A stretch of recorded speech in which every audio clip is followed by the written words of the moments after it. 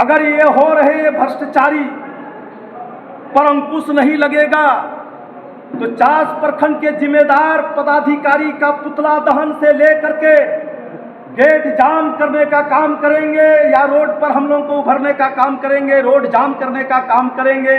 नहीं होगा तो फिर हम लोग स्टेट लेवल में जाकर के आत्मदाह कम करने के लिए भी हम लोग तैयार रहेंगे। पंचायत समिति सदस्य को हक अधिकार नहीं मिल रहा है।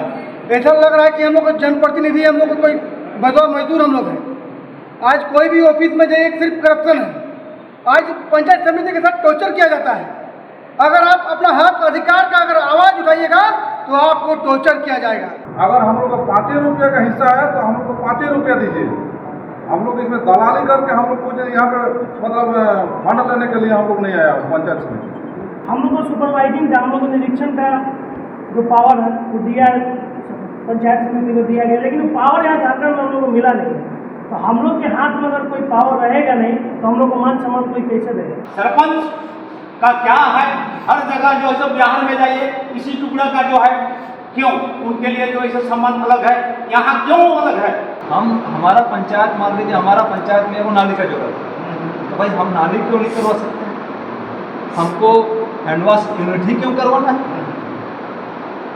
हमको 20 चापाकल रिपेयर नहीं करवाना है।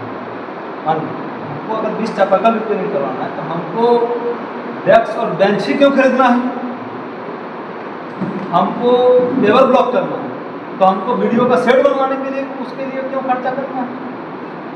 उसके लिए तो जिला से 1000 तरह का फंड है। कुर्रा पंचायत के महतो मोटल में रविवार को पंचायत समिति सदस्यों और उनके प्रतिनिधियों की बैठक हुई। इसमें सदस्यों ने बताया कि उनके साथ राज्य सरकार सौतेला व्यवहार कर रही है। कुष्ठ रोग की तरह भ्रष्टाचार चास प्रखंड कार्यालय में फैल चुका है। पंचायत समिति सदस्य संवैधानिक ढांचे की नींव होते हैं। इसी नींव के सहारे लोकसभा और राज्यसभा टिका हुआ होता है, लेकिन हमें हमारे अधिकार नहीं दिए जा रहे हैं। संयुक्त बिहार में पंचायत समिति सदस्यों का अधिकार एक ऑडिटर यानी निरीक्षक का होता था, लेकिन राज्य अलग होने के बाद यह अधिकार हमसे छीन लिया गया। डीसी हमारे दर्द को नहीं समझेंगी तो हम अपना सर्टिफिकेट एसडीओ चास को सौंपेंगे। इसके बाद भी समस्या का हल नहीं निकला तो रांची राजभवन के समक्ष आत्मदाह तक करेंगे। पंचायत समिति सदस्यों ने अपनी समस्याओं को भाजपा नेता विवेक सिंह के समक्ष रखा। विवेक सिंह ने सदस्यों को उनके अधिकार पाने के लिए कुछ सुझाव दिए। वक्ताओं ने कहा कि हमारे अधिकार क्या हैं यह भी हमें पता नहीं, क्योंकि चुनाव के 2.5 साल बाद भी हमें प्रशिक्षण नहीं दिया गया। अगर कुछ योजनाएं हमें मिलती भी हैं तो उनमें हमारी राय नहीं ली जाती। योजनाओं का चयन बीडीओ ऑफिस से किया जाता है। पंचायत में नाली की जरूरत होती है तो हमें फेवर ब्लॉक लगाने को कहा जाता है।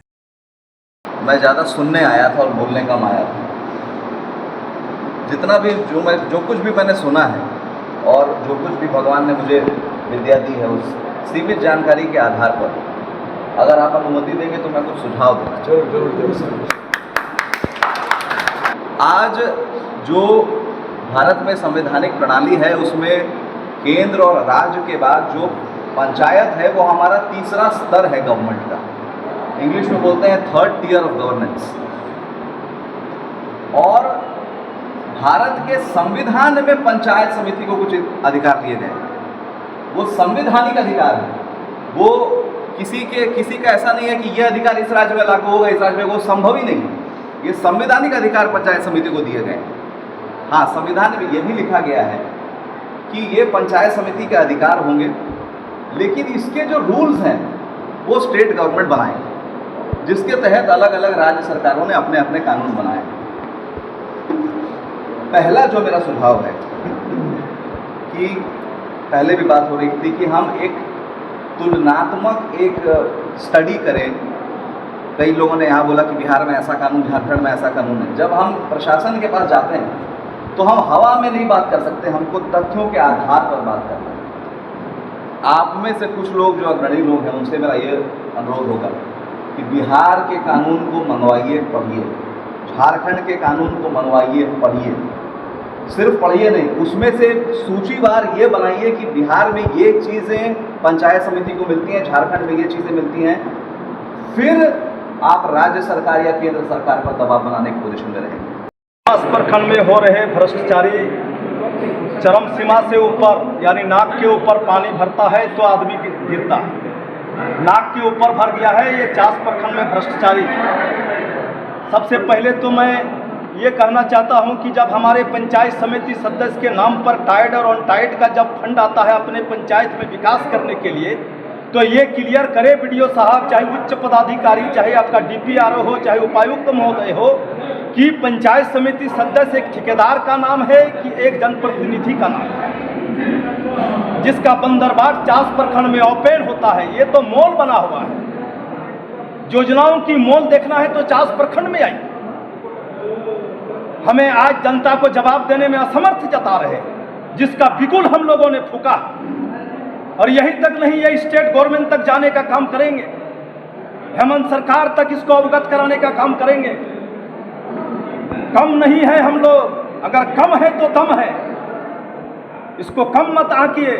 15 से 20 जो पंचायत समिति सदस्य आज हम लोग उभर करके सामने आए हैं, सही दिशा और दशा को चेंज करने के लिए आए हैं, ना कि कमीशन खोरी पर हम संलिप्त होने के लिए आए हैं। इस हो रहे हैं नंगे नाच को, कमीशन खोरी के नंगे नाच को बंद करने का हम लोगों ने एक मुहिम उठाने का काम किया है। और यही नहीं रुकेगा, ये आपका डिस्ट्रिक्ट होते हुए ये स्टेट लेवल तक जाने का काम करेगा, और उसके बाद ही हम लोग अपना चैन की नींद सोने का काम करेंगे। ये हमारे पंचायत समिति संघ चास प्रखंड के जानिब से हम आपको पत्रकार के माध्यम से आला पदाधिकारी को सचेत करना चाहते हैं।